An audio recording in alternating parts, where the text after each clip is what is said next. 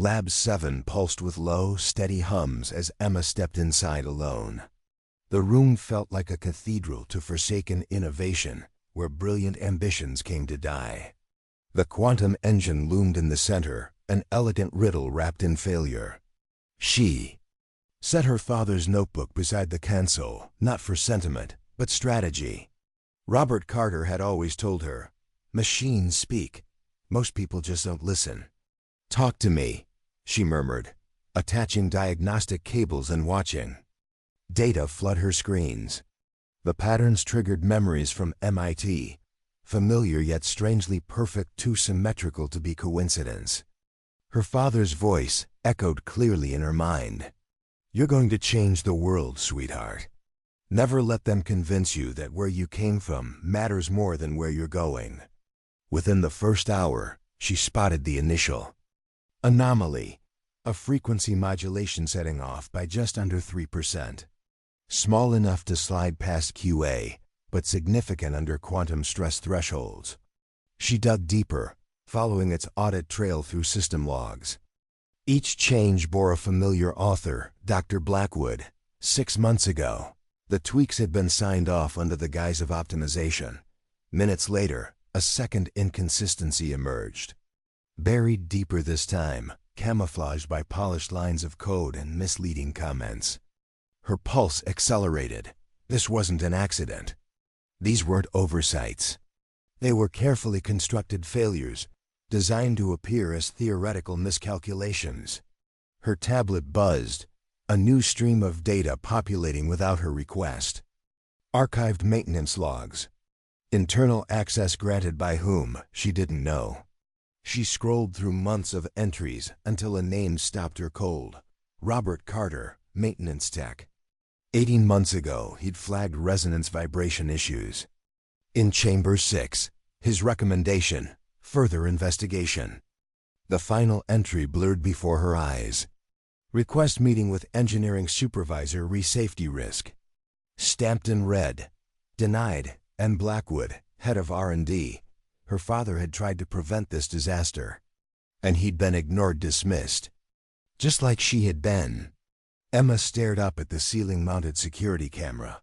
They were watching her, waiting for her to crash. Instead, she began to compile. Precise notes, time-stamped screenshots, cross-referenced logs proof. She wasn't just fixing an engine anymore. She was assembling evidence. Her father's voice was crystal clear now. "Machines don't lie, sweetheart. Only people do." She ran the maintenance system search protocol. The results chilled her. Dozens of similar warnings, filed over 2 years. All ignored. Temperature spikes, harmonic instability, frequency anomalies. Each one dismissed, every time by the same reviewer, Dr. Blackwood. He hadn't just been negligent, he buried truth under the weight of his authority. Emma cross-checked the original maintenance alerts against post-report engineering updates. The pattern was undeniable. Each concern raised by blue-collar techs had been followed by changes that made things worse. Blackwood had used the warnings as a blueprint for deliberate failure. The lab door chimed. Marcus Chen entered, holding coffee and a cautious smile. "Thought you might need a break," he offered gently, then caught the look on her face. "What is it?" Emma made a decision. She turned the tablet toward him, letting the screen speak for itself. His expression shifted, first confusion, then disbelief, then rage. "Jesus Christ," he whispered. "Blackwood set us up to fail from day one." "My father saw this coming 18 months ago," Emma said, her voice calm but vibrating with barely restrained fury. Every warning had been ignored, every concern buried. And Blackwood had made sure the system broke even worse. Marcus Chun nodded, the realization crystallizing. "That explains the frequency shifts last spring," he muttered. "I thought he was optimizing. He was rigging the failure."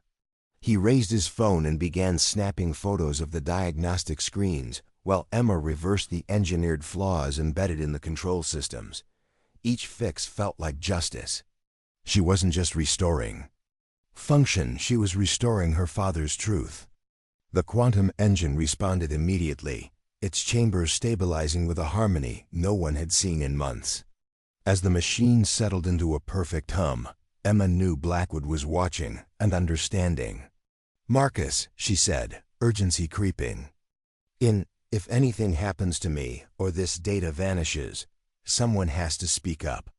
He nodded gravely, the weight of their situation settling over them both. They weren't just solving a technical failure anymore. They were unraveling a deliberate betrayal, one that defied every principle her father had lived by. There was no more space for grief. The numbers didn't lie. This wasn't an accident, it was sabotage. And she had one shot to expose it before it disappeared. The lab door slammed open with a force that rattled nearby equipment, and Dr. Blackwood stormed in. His hair was mussed, his tailored suit askew, his expression wild with a mix of rage and fear. Emma instinctively stepped back, her heart hammering. Marcus edged closer beside her, still holding his phone now full of damning images. Blackwood tried for charm, but it came out venomous. "Well, well," he sneered. "Our little janitor princess has been playing detective instead of doing the impossible trick I assigned her." He motioned to the humming engine as if dismissing it, but his eyes kept flicking to the diagnostics. He knew what she had done. "I suppose you think you've pulled off something extraordinary." Emma reached up, touching her wrench pendant, grounding herself in memory and purpose. "I fixed your engine," she said, her voice steady and clear. "Not just fixed it, restored it to specs you corrupted. And I improved it. 12% gain in harmonic efficiency, using the same physics my father understood better than your whole team." Blackwood's mocking facade shattered like glass under pressure. His eyes narrowed. "Your father," he hissed, venom unmasked, "was a janitor who didn't know his place, just like his daughter." He took a step closer, filling the lab with menace. "You really think anyone will believe that a janitor's girl exposed a failure like this? You think they'll buy your little conspiracy story?" Emma didn't flinch. She held up her tablet, hand steady despite the rush of adrenaline. "The maintenance logs don't lie," she said. "Neither do the financial trails showing your stock buys in Titan airspace, or the change orders you signed turning a functioning engine into a failure waiting to happen." She watched the color drain from his face, not all at once, but in the slow realization of someone seeing their control unravel. Marcus stepped forward, voice firm, his camera still recording. "I've seen the reports, Dr. Blackwood. Emma's father flagged every issue that led to this disaster, and you dismissed them all. Then you made changes that amplified the risks, all while building a financial stake in the company that stood to benefit from the failure." Blackwood's laugh came out brittle and hollow, an animal cornered, snarling instead of surrendering. "You think this was about money?" He spat, his voice rising with a cracked sort of honesty. "You think I destroyed my career for stock?" He backed toward the far side of the lab, something dangerous flickering in his gaze. "Your father," he said slowly, voice colder now, "wasn't the first maintenance man who thought he understood systems above his education. You're just the janitor's daughter. What could you possibly know about engineering?" The words landed in the conference room like a subtle punch to the gut. Laughter followed, polite, sharp-edged, dismissive. 23-year-old Emma Carter stood frozen as Dr. Marcus Blackwood, head of R&D, dangled a broken prototype with one hand and aimed his judgment with the other. "Go ahead," he said, a cold smirk forming. "Show us what Daddy's little mop girl can do." She didn't answer. Her fingers closed tighter around the wrench-shaped pendant on her necklace. "Have you ever been judged before even opening your mouth? Share your experience below. It matters."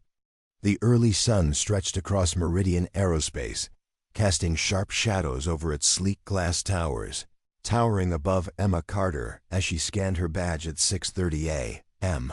She'd made a habit of arriving early before the VPs and seasoned engineers arrived in their polished shoes. talking in hushed tones about projects she wasn't even allowed to observe.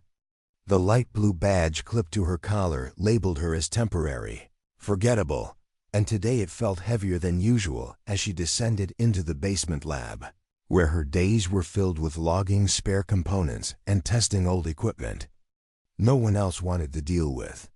Emma had graduated summa cum laude from MIT with a degree in aerospace engineering.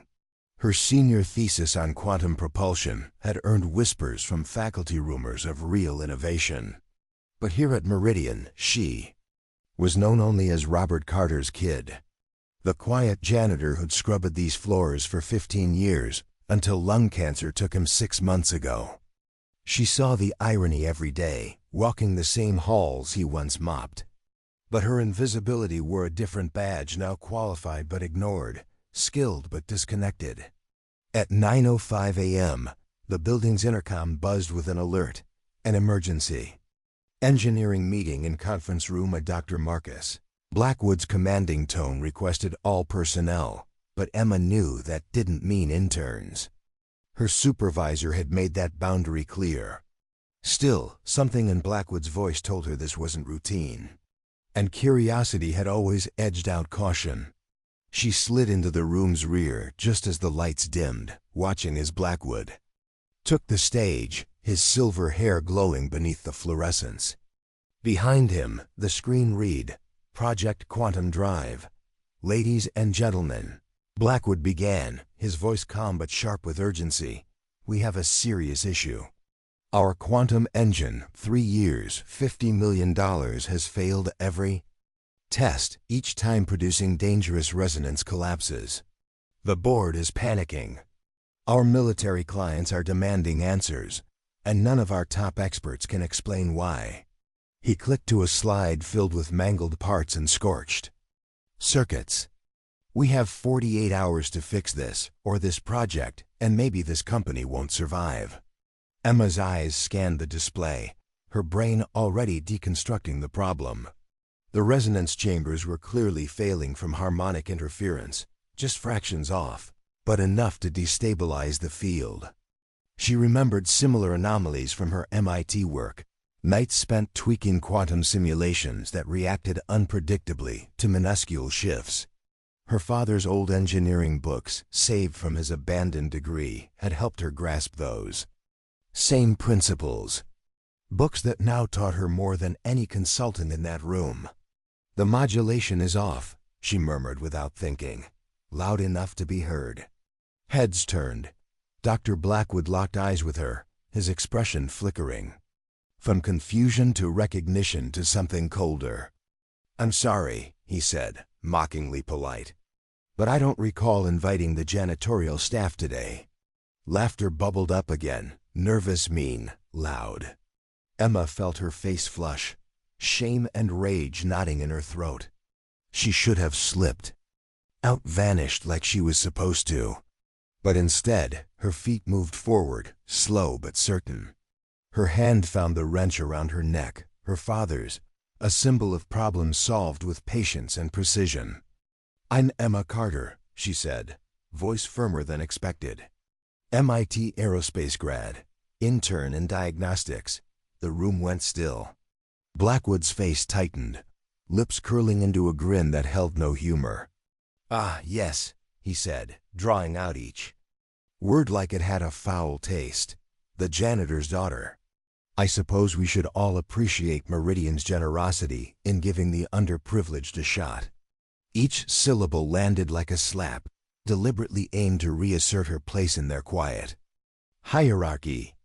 Emma glanced around the room, some faces turned away, a few smirking, but most remained unreadable, unmoved. And in that moment, she realized her father had faced the same indifference for 15 years. Every day he had pushed his cart past these halls, enduring glances that never saw the man behind the uniform. Now here she stood, his daughter, facing that same silent verdict, only dressed in professional clothes instead of coveralls. The quiet in conference room, stretched into a tensioned string, humming with judgment. Blackwood stood like a conductor, drawing out the pause for effect. Emma stayed near the door, her instincts clawing at her to retreat. But her feet stayed rooted, heavy as stone, as 20 sets of eyes took her in. They didn't see an engineer.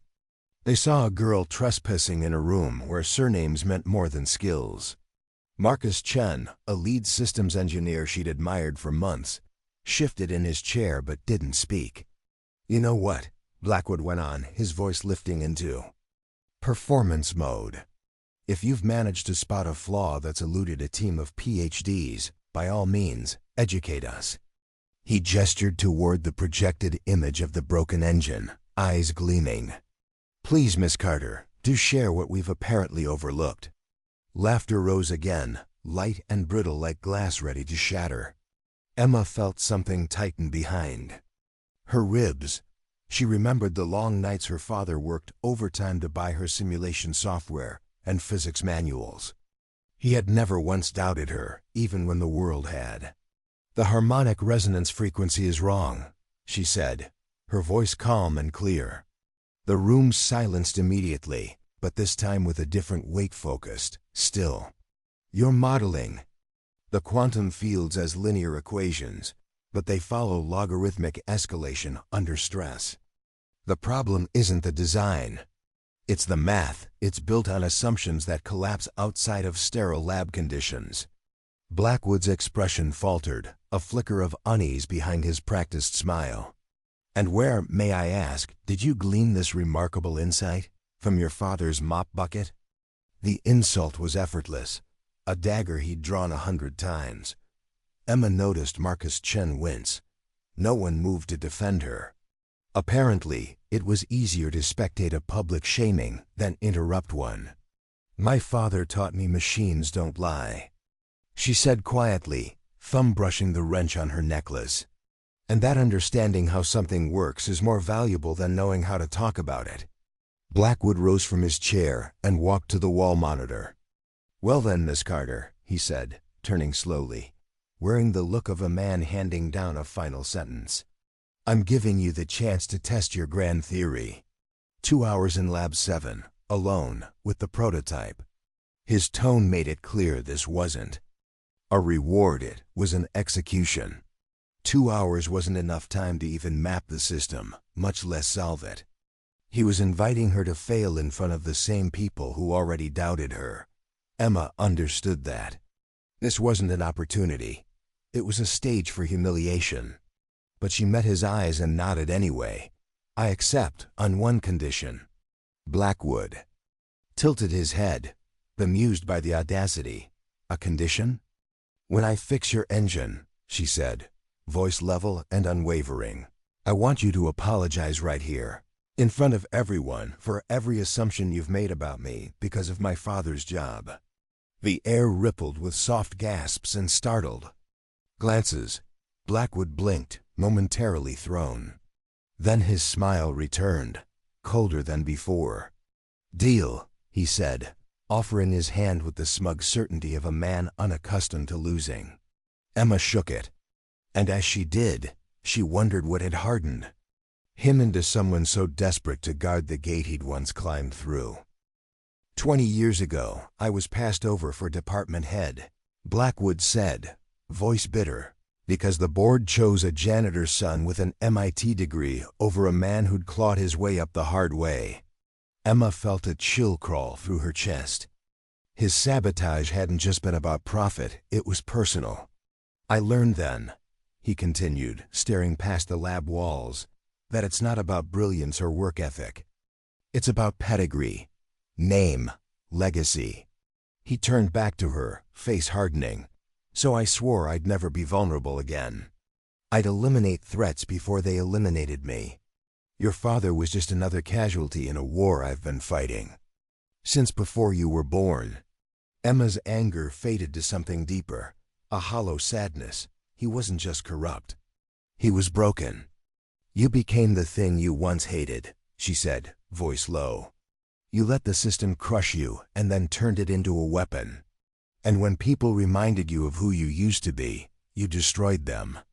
Blackwood gave a bitter smile, a flash of the predator returning. "And it worked," he said. "Until now." Until you dug up ghosts better left buried. He stepped toward the workbench again, eyes narrowing. You're like your father. Too smart for your own good. Too stubborn to walk away. And too naive to know when a fight's already lost. The engine hummed steadily behind her, its perfect resonance cutting through the heavy silence. Emma realized this was more than a confrontation. It was a turning point, not just for her, but for every silenced voice and every system built to ignore the truth. You're right about one thing, she said, lifting her head. I am like my father. But unlike you, I remember that real understanding means using knowledge to make things better for everyone. The conference room had never felt so small. Emma walked in flanked by Marcus Chun, followed by the humming quantum engine on its mobile platform. The same executives who had once doubted her now stared in stunned silence as displays lit up with performance metrics that shattered previous benchmarks. CEO James Harrison leaned forward, disbelief giving way to awe as the truth unfolded in numbers. Blackwood entered last, no longer furious, just resigned. His steps slow, controlled, the walk of a man approaching the end of something. Emma watched him take his seat. Others subtly leaned away, as if the truth now clung to him like radiation. Ladies and gentlemen, Emma began, standing tall at the head of the room, I've not only repaired the quantum engine, I've restored it to its original, uncorrupted design. And I have evidence that someone in this room deliberately sabotaged it over the past 18 months. She tapped her tablet.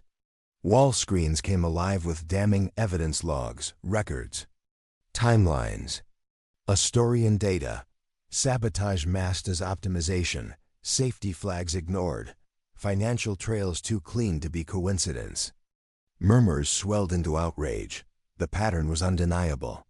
Robert Carter's warnings dismissed, his concerns buried. Each improvement, a calculated failure. Faces turned to Blackwood. No one needed her to say his name. My father died thinking. No one had listened because he was just a maintenance worker, Emma said, her voice calm but full of fire. But his warnings were heard. They were suppressed because they threatened a plan that depended on this engine failing in the most catastrophic way possible. She switched to the financial slides. Stock purchases, timing, intent. Several board members stiffened as they understood the scale of the betrayal. Marcus Chun stood, his applause sharp in the silence. I worked with Robert Carter for years, he said, voice firm. He taught me more about real-world engineering than any course I've taken. He saved this project once. His daughter just saved it again. Applause spread. First slow, then rising. Engineers stood. Not in protest, but in solidarity. Recognition, regret, resolve. Sarah Williams rose next. Her voice shook, but her words were steady.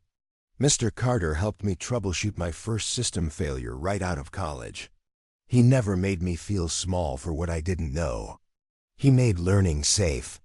One by one, others followed, voices joining in tribute to Robert Carter, to the truth, to the idea that brilliance doesn't need titles to matter.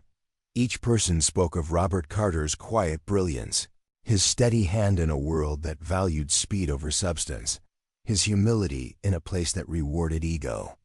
Emma stood among them, her vision blurred by tears, realizing that her father's legacy lived in these voices, in lives he had shaped through simple, selfless acts. As gratitude flowed through the room, Dr. Blackwood remained rooted at the front, his composure unraveling. Around him, former allies turned their backs, their faces a spectrum of betrayal, disappointment, and restrained fury. You don't get, he said, his voice strained and cracking over the growing applause. I was protecting this company from complacency, from failure disguised as inclusion. You were protecting your pride, Emma answered, her words slicing cleanly through the moment. From the fear that someone like my father might prove that real knowledge doesn't bow to titles, and real leadership doesn't need a corner office. Her voice was calm, but it carried the power of truth unfiltered. Around her, heads nodded not just in agreement, but in acknowledgement of a truth long buried. For the first time, these people were seeing the system as it was, not as they had been taught to accept. CEO Harrison rose from his chair, gravity in every motion, silence deepening as the weight of the moment anchored the room. "Dr. Blackwood," he said, voice measured, final, unflinching. "Your employment is terminated, effective immediately. Security will see you out. Our legal team will fully support any criminal investigation that follows." The statement fell like a gavel, silencing any last protest. Emma felt her father's presence beside her in that stillness, as if he had been waiting for this justice just as long as she had. The engine hummed behind them, flawless, indifferent to politics, and elegant. Truth humming through coils and circuits. She touched the small wrench pendant resting warm against her skin and whispered her vow. "They'll remember now, Dad. They'll finally understand what you were trying to say." 6 months passed, and Emma Carter stood beneath a spotlight at the National Aerospace Innovation Conference. Her keynote drew a sea of leaders and dreamers, veterans and students alike. The Carter Quantum Drive had not only powered missions, it had sparked a movement. Contracts exceeded $2 billion, but Emma seemed uninterested in profit. Her voice, steady and resolute, carried something rarer than ambition: purpose. "My father didn't live to see his warnings vindicated," she said to a crowd so quiet it felt sacred. "But he believed the most important discoveries come from listening, truly listening, when machines or people are trying to tell us something critical." She clicked to a photo of Robert Carter in his coveralls, cradling the wrench that now hung around her own daughter's neck. That same humble tool had become a symbol of integrity. In another slide, Marcus Blackwood's name appeared under criminal charges, a career buried beneath its own arrogance. Emma had been promoted to head of quantum propulsion research, the youngest in company history. With Marcus Chun as her deputy, she rewrote the department's protocols, giving power to the voiceless. Now maintenance staff could report without fear. A scholarship in her father's name offered full rides to students from working class backgrounds, chosen not only for grades, but for resilience, the moral courage that Robert Carter had shown every day. What began as sabotage had become a beacon, proof that truth, when unshackled from fear, could light the way forward. As she ended her speech, Emma lifted the pendant, the audience leaning in. "My father used to say machines don't lie only. People do," she said, "but I've learned something more. When we stop lying to ourselves and start hearing the voices we've been conditioned to ignore, that's when real breakthroughs happen." The crowd erupted, not just for her, but for what she represented. That night, in her quiet office above the Meridian campus, Emma opened her father's old notebook. On the first empty page, she wrote, "The strongest engines aren't built in labs. They're built in the hearts of people who refuse to accept that things must stay broken." Today, your voice finally broke through the noise, Dad. Tomorrow, I'll make sure no one silences it again. Have you ever been told you didn't belong just because of where you came from? Don't let that lie take root. Your background doesn't disqualify you. It might be the very thing the world needs. Tell us your story in the comments, because sometimes one small wrench really can change the world. Thanks for watching HO Simplified. If this one moved you, hit that like button and make sure to subscribe. More stories are just around the corner.